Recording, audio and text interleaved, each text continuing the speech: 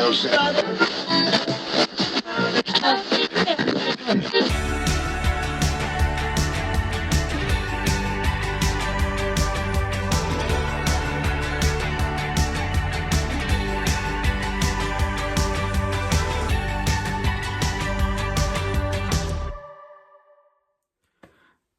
welcome to Jason the Old Millennial. My name is Jason, speaking to you here in my basement in the great state of Kansas. And on this, what I've been watching, I have 3 movies I've seen recently, plus some items I got from the library I also want to show off here. So first, we'll start off with some library items. I've been checking stuff out of the library, so I like to show it off before I have to take it back anyway. So first, sometimes I get video games, and I picked up a Teenage Mutant Ninja Turtles Shredder's Revenge, anyways. Which is one I was kind of interested in because it reminds me of the arcades back in the day. I was a huge Teenage Mutant Ninja Turtles fan.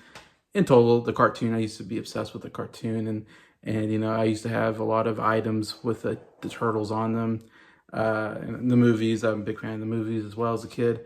And the video games were great too. I mean, the Turtles arcade game was one I played quite a bit at the arcade when I was a kid.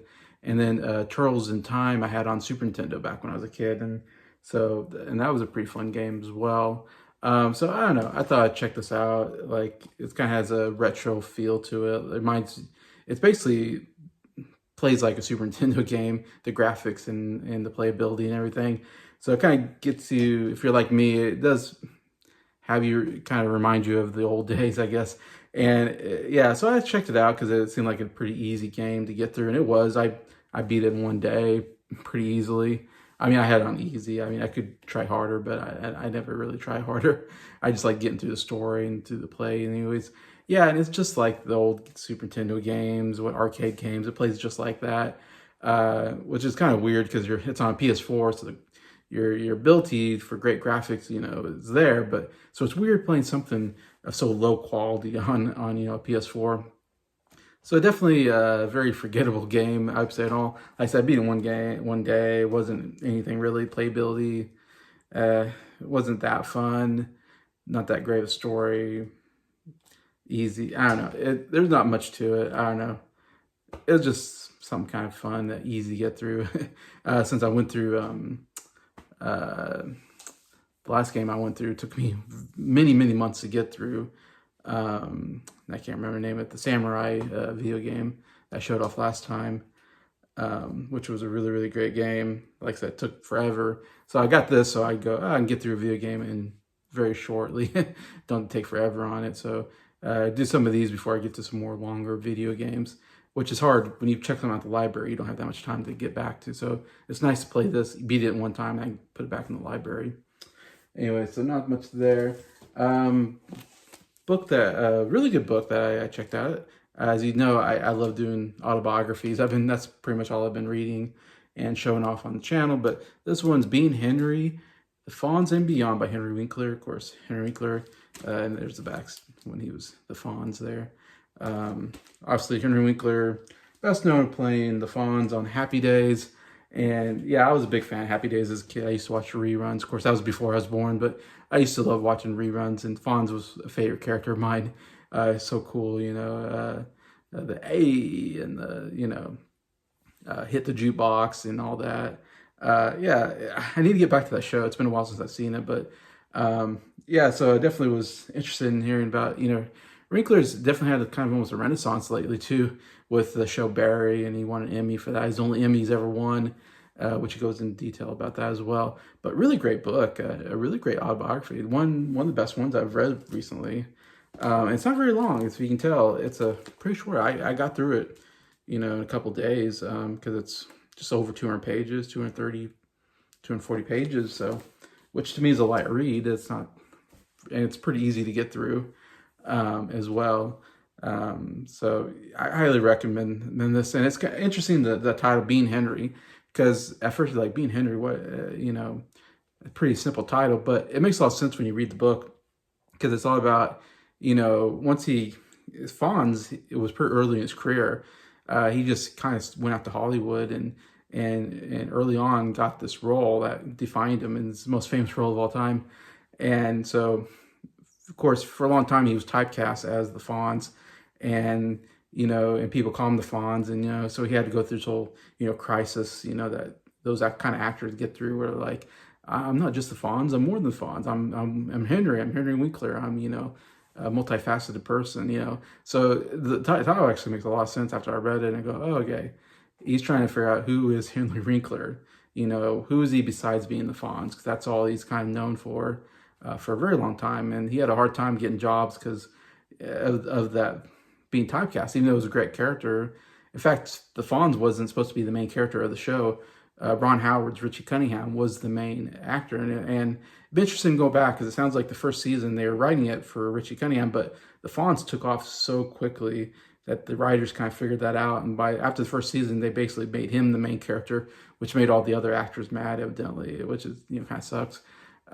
Nothing to Henry Winkler; he was just really good at the role, and the role just took off as a character. So, in fact, like I said, I haven't watched the whole series, and I've just seen episodes here and there. It's been a while. But evidently Ron Howard, quit, 6 seasons in or something like that. And they went another like 4 or 5 seasons without Ron Howard, which I didn't realize. And the Fonz, like I said, kind of took centerpiece. But it's such a popular show. It went on for 10, 11 seasons, like pretty crazy. Anyways, but yeah, after that, he had a kind of hard time getting really good roles. And I kind of knew that was part of the story, but what I didn't realize is that he went on to direct and produce a lot of stuff. Which I found actually probably the most fascinating part of the book. In fact, probably the most interesting part is that he was set to be the first director of Turner and Hooch, the movie starring Tom Hanks, kind of a younger Tom Hanks in the 90s, I guess, with him. He's a cop with the dog, that whole movie. And I was like, oh, he directed that? Well, then you find out pretty soon he got fired after about 2 weeks. And he kind of admitted that he really didn't know what he was doing directing the movie. He just took it because I think it was like Jeff Katzenberg, the head of, or one of the head people at Disney, or the ones who gave him the job. And so he took it because he's like, man, yeah, I want to work with Disney, that's a good company to get in with. And I guess after 2 weeks, they kind of decided we're not seeing anything in the dailies, that we're not seeing it come to life, I guess, or it's not coming out funny, whatever. So he got fired up 2 weeks, which I thought was pretty fascinating. Like, wow, he almost was the director of that movie. And he kind of knew Tom Hanks through Happy Days. Tom Hanks made appearance on Happy Days and all that. Of course, he's good friends with Ron Howard as well through Happy Days. But he did direct a movie called Cop and a Half, which I didn't realize he directed that movie, which was a comedy with Burt Reynolds and this kid, and it's like, okay, so he did get to direct a comedy that did well, and Burt Reynolds was a huge jerk. You find out like he really didn't like Burt Reynolds on there, and he went to direct things like he directed a Dolly Parton Christmas special, which I didn't realize. So he went on to do some success directing and also producing. He produced a lot of TV shows. The big one being MacGyver, which I never knew which one. I used to watch MacGyver as a kid. I used to love that show as well. That went on for 7 seasons, so I didn't realize Henry Winkler had a big part of that show anyways, and like casting it and all that. So that was pretty fascinating that he kind of had to fill in as director and producer, though what he really wanted to do was act. He just couldn't find good acting roles, unfortunately. But when he got older, he finally got on some roles thanks to being friends with people like Adam Sandler. And he got on, like, one of my favorite roles is Waterboy, the coach from Waterboy. He's so funny. And like I said, and when he's the Fonz, he's like this tough guy, though he's a funny character. He was this overly tough macho guy. But definitely as he got older, he definitely is doing more comical parts. Obviously, he's always, I guess, been a comical actor, but it's kind of interesting seeing, when you think about it, he kind of came on really well as older, when he got in his 50s, 60s, and 70s even, doing more comical roles. He's also great on Arrested Development as the lawyer. He talks about that as well. He didn't really talk much about Waterboy. I wish there was more about Waterboy on there, because I like that movie, or I used to like that movie quite a bit, and his role was really great. But yeah, he talks about doing roles here and there, and then of course Barry was the big one where he's hilarious on Barry. He's very good on that as well. It's been kind of his greatest role because he ended up winning the Emmy finally. Interesting, but yeah, it's a really great book, kind of about his life and everything, and you really feel him off the page. Like, he does feel like a generally like nice guy maybe, and also very funny, and I think comes off the page very well you get his personality, which is what you really want out of an autobiography. So you come away going, yeah, he seems like a nice, funny guy. And he was only married once, and he's still married to the same woman after, 50 some years. So that's pretty incredible. You don't see too many actors married to the same woman the whole life. So that's great to see. And he talks about his struggles and all this as well, but nothing major. Like I seem like almost everybody I've been reading about had a lot of addictions of this, that. He never had any big like drug addiction or alcohol addiction. So it's nice reading a book about somebody that didn't go through that. But anyways, yeah, definitely check out Being Henry. If you have any, I mean, if you like Happy Days, if you know the Fonz or anything, or any of his work, I think you get a lot of joy out of that one. Another book I checked out is this Elton John, All the Songs, the story behind every track. Yeah, this is a giant book. Look how thick it is. It's big. I mean, it's tall. It's long. Yeah, it's, oh my gosh, it's like 500 pages. Oh my gosh, it's a monster of a book. Of course, if you know Elton John, he's had a huge career. He has like 30 albums or something like that. So, but yeah, it goes, I mean, even starts off with kind of basically a biography on Elton John and how he got into the music business. And then kind of goes through how he met Bernie Taupin, and kind of goes on his story and how they started collaborating, and then how they started making some music, and then started making some albums. And yeah, this book, man, is full of so much information. I mean, if you want to know anything about Elton John, this is like the book to get. To be honest, I couldn't read it all. It's just too much information. And I kind of like, after, and I love, I mean, I'm a big Elton John fan, but yeah, like only really, I like his hit songs stuff that I know, and some of his albums I know I enjoy reading about.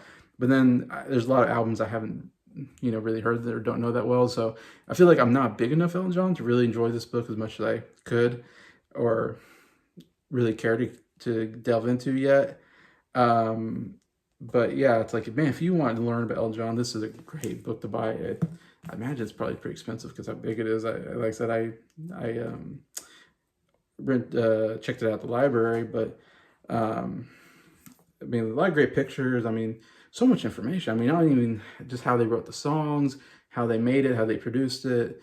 I mean, there's pages, like every song has like, a couple pages to it, it feels like. And then in between, they talk about, stuff that happened between the albums. They talk about maybe some concerts, talk about his personal life as well. Yeah, everything you want to know about Elton John's in this. I wish I would just cared more about Elton John to really dive into this book. Because really cool. Like, I think, man, if they made a book like that about the Beatles, man, I'd be all over it.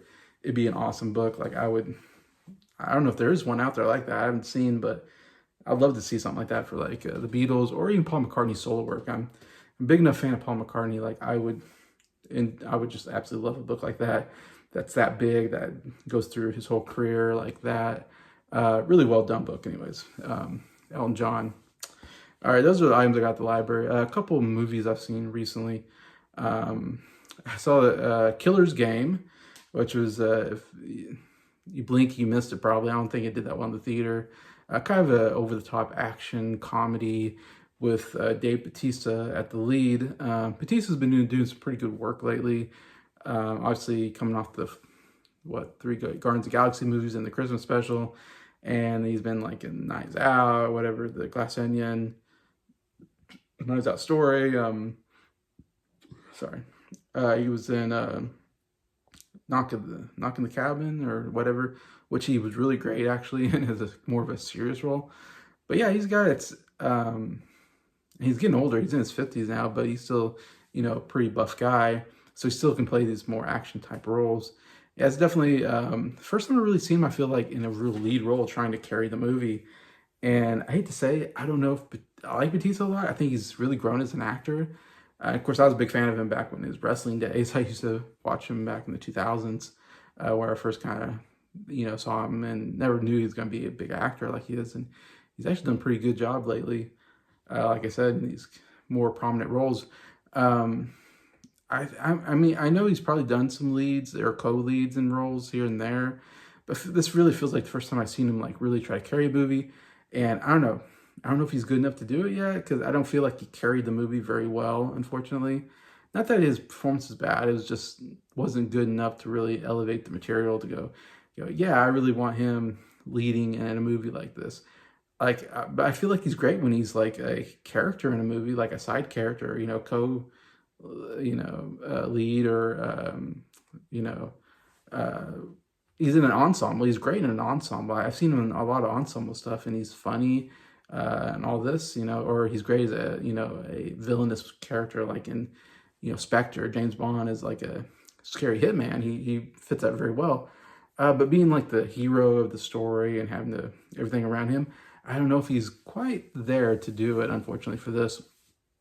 I mean, it's kind of a ridiculous premise overall, but you kind of knew that when you go into it. Uh, it's about him being a hitman who thinks he's going to die, and so then he puts a hit on himself because he doesn't want to slowly die. He just wants someone to kill him, and so he gives the hit to a rival that doesn't like him. But then when the hit's about to go down, and then this is not spoiler. This is kind of the plot of the movie, so I kind of have to talk about it. He basically finds out that he's actually not dying, and all that, and which is kind of stupid, but that's the whole premise. It's like, oh, it's a whole mistake. He's not really dying, so now he has to call out the hit, but the person doesn't like him that he called the hit on for him. So this person still wants to kill him, and so now he's got a big bounty on him, and so it's kind of a bit of a John Wick kind of thing. There's a big bounty on his head, and all the hitmen are coming to kill him to get that bounty, and so he has to fight all these different assassins off and kind of get the bounty off his head, whatever. Also, he has a girlfriend who gets involved, who doesn't know he's a hitman, and that's how those always go. She gets kidnapped and whatever, and he has to save her. Yeah, of course, all the hitmen are very over the top. They're all from different countries. Like every single one, they all have their quirks. It's like these hitmen are from Hungary or something like that. These are from Japan or whatever. There's 2 Scottish hitmen, which are probably my favorite part, and I wish they were in it more a little bit. Played by Scott Adkison, who's, I think his name Atkinson, a really incredible martial artist. He's been starting his own martial arts movies. So it was really cool to see him here. I'm like, oh, and he was like in John Wick Chapter 4, in that fat suit. Anyways, and he's really great here, and he's playing a Scottish character, and he's doing it really well. So I was hoping to see more of him. I feel like he got killed a little quicker than I would like. I would love to see more action with him, personally. We also got a wrestler, one of my favorite wrestlers today, who's Scottish in real life, so that's why they got him and he's a big guy, so he fits, the role of a Scottish assassin. He was really great as well in the scenes that he had. Him and Scott Adkins played brothers. McIntyre is the other guys. Drew McIntyre is the wrestler's name. That's probably not his real name, but that's his wrestling name, Drew McIntyre. Their scenes are probably my favorite because they spoke in such thick Scottish accents they had to put subtitles, which was kind of funny. And they were funny, they were humorous, and he looked, like I said, they look really good in action scenes. So they've been great. They do have one action scene with Batista anyways.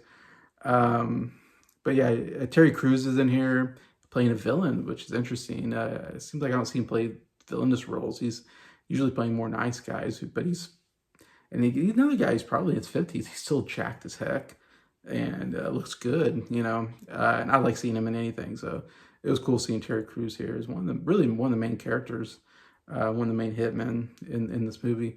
I even like the main villain is, I can't pronounce her name, but she was in the Guardians of the Galaxy movies as well, which is really cool because it's like we got a Guardians of the Galaxy kind of reunion with Batista and this one actress. I'm trying to think. She played Mantis in the Guardians of the Galaxy movies, and she was great in that, and she's great here as kind of the main villain.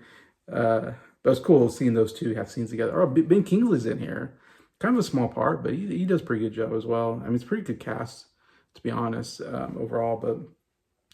But my thoughts is it was really a terrible movie. I was pretty disappointed with it. I just wanted a cool action, fun movie, but it was just too stupid. The action was just too stupid to be fun. I was just like, as I watched it, I'm like, wow, that was stupid and ridiculous and just so unrealistic. I guess it took me out. I don't know. I didn't like the action scenes. They were just, Batista didn't look that good in the action scenes. Like, Batista is a big guy who can, use his strength to, defeat opponents. but he's not really a guy that's you're gonna see do hand-to-hand combat like I said. Keanu Reeves does great as John Wick because he's got the hand-to-hand judo moves and stuff like that, besides shooting people and all that. That worked really well. And I don't know, Batista, he didn't look that good in the fight scene so much. I mean, obviously he's very strong, he's big, like I said, but he's fighting like these martial artists, so he had to do like these, dodge moves and block moves, and I don't know, it didn't feel real authentic that this big guy is quick enough to fight off these martial artists a lot of times. And I don't know, fight scenes I don't know, weren't choreographed quite as well as I would like them to be. And he had supernatural strength, which just bothered me. If you ever seen any trailers or any commercials, there's one scene where the guy in a motorcycle goes after him and he kicks the motorcycle and the guy goes flying off. It's like, okay, there's no way he'd be able to have enough strength to do something like that. I'd kill you. And there's some scenes where he throws someone like, I don't know, through a wall maybe, or I don't know, he just does these superhuman strength stuff. I'm like, okay, is this real? Is this, does he have superpowers? Like, this is total nonsensical. And yeah, I don't know. It was just a very forgettable action flick. Unfortunately, it didn't work.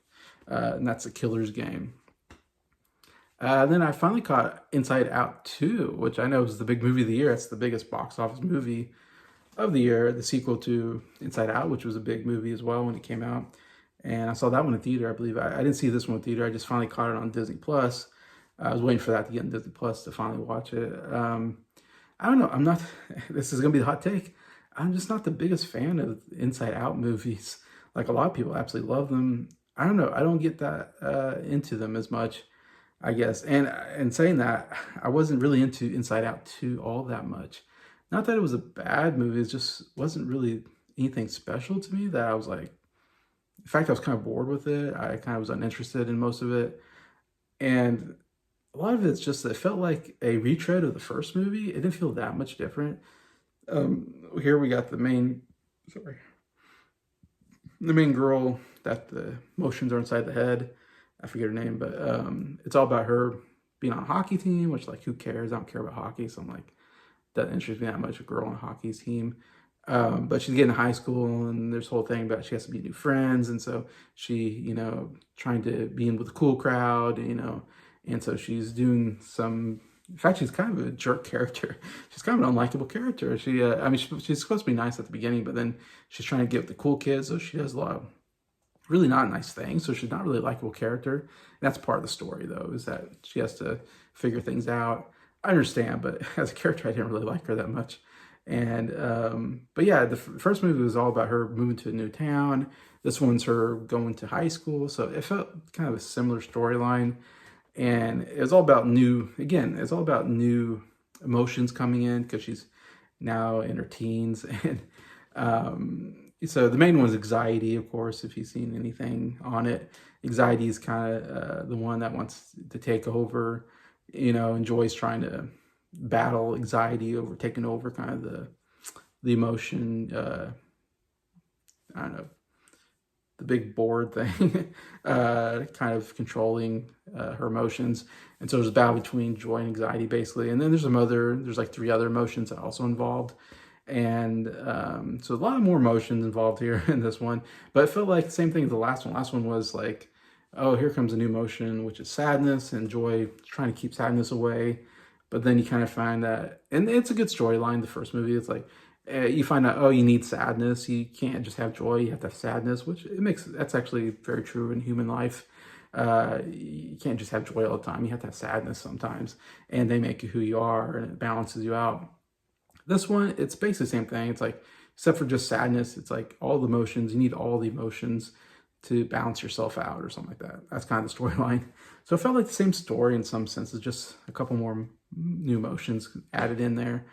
And I would say, like, I mean, there's the interesting part is the whole, they're inside her head or whatever, and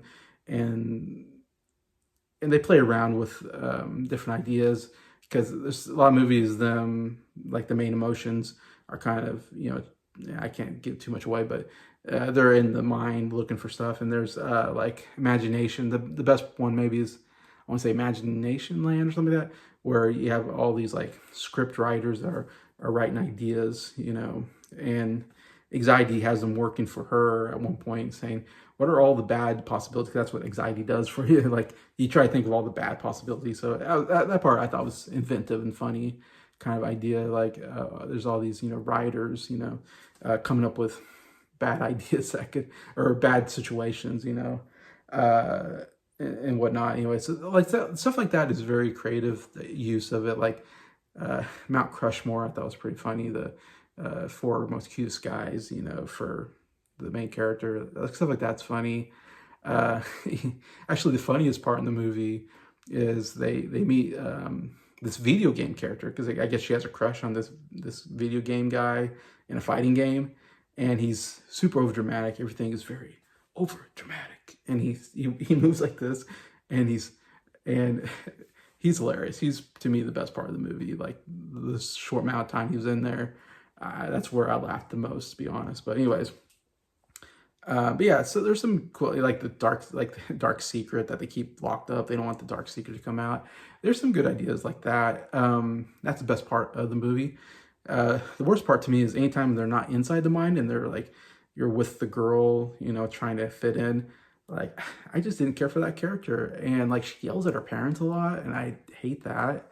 Anytime she yells at her parents, and it's supposed to be the funny part, is like, oh, she's a teenager. Teenagers yell at their parents, I guess, especially girls, they get over emotional and they yell, which I can kind of see that maybe does happen, but I don't like it. I don't know. I never like it when kids yell at parents. That's always bothers me. That does, and the parents don't really punish her and it kind of goes away. Again, I want more in your mind. Like, they barely touch on like what goes on the mother's mind and the father's mind. They had one scene in Inside Out at the dinner table, which was really great. This one, like, I would love to see more, I mean, it was kind of a funny part where, when she yells, she becomes a teenager and all of a sudden she starts, going crazy and yells at her mother. And inside her mother's mind, you see her emotions are saying, oh, this is what we got to look forward to now for the teenage years, So that was, kind of semi-funny or whatever. And then the dad was just like, whatever, I just want to watch the game, His emotions are always that way. But anyways, yeah, so I don't know, to me, like the part inside the brain, kind of interesting like that. The parts where it's not inside, you're not inside the head, I didn't care for it. I don't know, that was just me and getting hot take probably. Again, first movie was okay. I liked it okay. This one, I mean, I'm giving it 2.5 stars. I can't recommend it. And, people seem to love it. I don't know. It doesn't have that many laughs in it. And like I said, story seems like the same. And the whole ending is just everybody like, oh, we need all the emotions to get together. And that's how we save her kind of thing. And she's becomes self-actualization, I think, his whole thing, which is like, I don't know, whatever. Like, it seems like a bunch of liberal mumbo jumbo to me. I don't know. They get taught at school.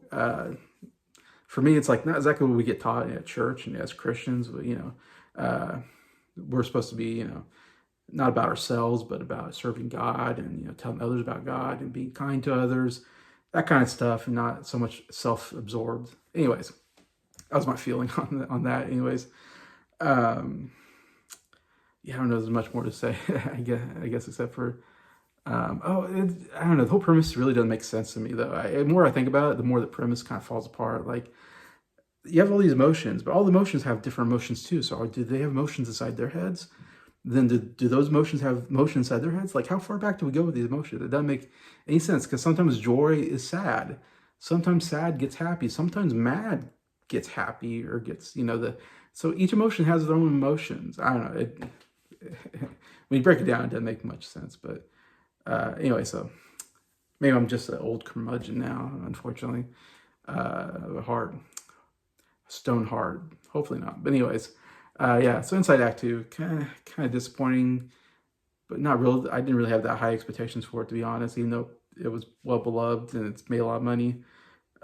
Still, like I said, 2.5 stars. It's like not recommend for me. It's not one I'd go back to.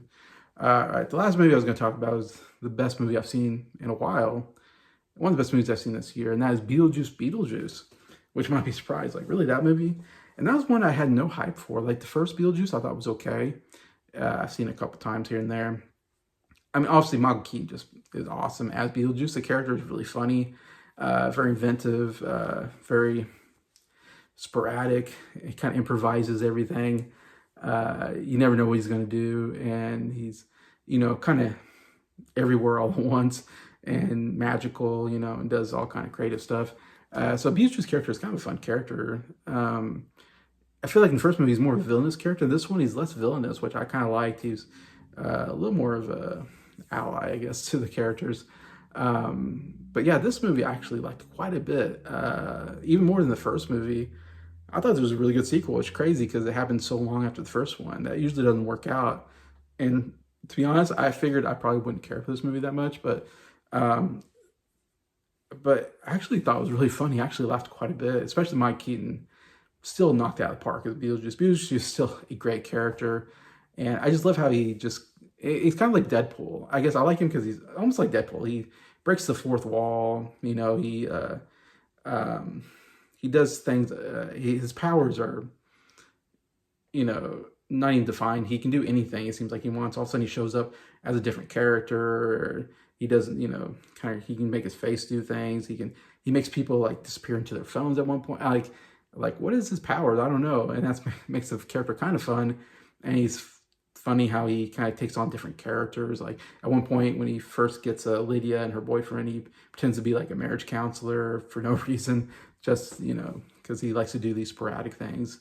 Um, Very random stuff, and it's very funny. Mark Keaton, yeah, definitely made me laugh throughout the whole movie that he was in it. He was the best part for sure. Like when it wasn't him, it wasn't as interesting, but still not terrible. But definitely when they delve into like the afterlife, that's definitely probably the best parts of the movie for me, even though it's not realistic or accurate to what I think what an afterlife is. But I have to give it to Tim Burton. I think he does a great job.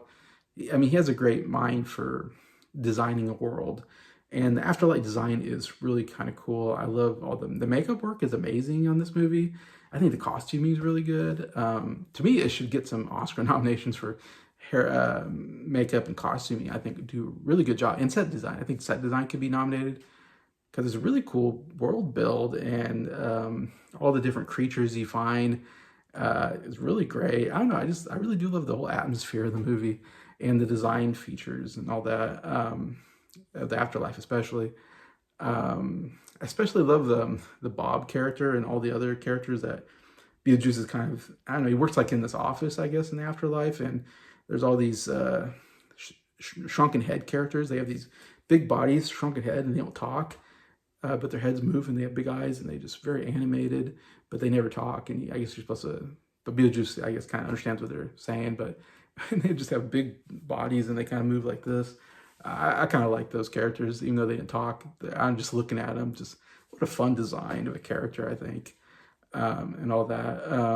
William Dafoe was really good I thought he was kind of funny as this method actor who killed himself. I think because he used method, and he used a real hand grenade in a movie, and method actor killed himself in accident, and so in the afterlife he's a kind of a police officer because he played a police officer when he was a human in a movie. He never was a police officer, but just because he pretended to be one, now he's a police officer in afterlife. It's kind of a funny idea, I think, and Defoe does a really good job here as well. I think everybody does a real good job in the movie, anyways. And the wedding scene at the end, so good. Wow, I was not expecting to love that as much as I did when they go into MacArthur Park and they do the whole MacArthur Park song. I thought it was great. Like it's a good song, but I thought the choreography was really good. Yeah, it was just a really fun scene. Like I think a lot of people talked about that. Because I remember hearing about it before I saw it, and so I was like, okay, I don't know why that's that great. And then I saw it, and I was like, okay, I agree. That was a really great scene, and really capped it off pretty good because that was towards the end of the movie. But yeah, there's a lot of good scenes like that. Like I said, man, just a really fun movie. Like I come out and I'm saying it's a 3.5-star movie, which means it's a very solid movie and one of the best movies I've seen all year. One of the best comedies, I would say, as well. Kept me very vested throughout the movie. I was never bored, really. I was really into the characters and the storyline. Especially towards the second half was really good when there was more Beetlejuice in the storyline. And we went to the afterlife. It was really the most interesting part of the movies. But yeah, so I highly recommend Beetlejuice. surprisingly is one of the best movies I've seen this year. So anyway, so that's my big recommendation. Anyway, so that's what I've been kind of watching, reading, playing around with. So hopefully there's some good recommendations there for you. And besides that, comment, what have you seen? Have you seen any of these movies, read any of the books? Love to read any of your comments. I appreciate anybody that comments. I really, really do. And so just thank you to everybody that's watched this video. Thank you for liking it. And thank you to all my subscribers for supporting the channel. I appreciate you all and hope you have a good day.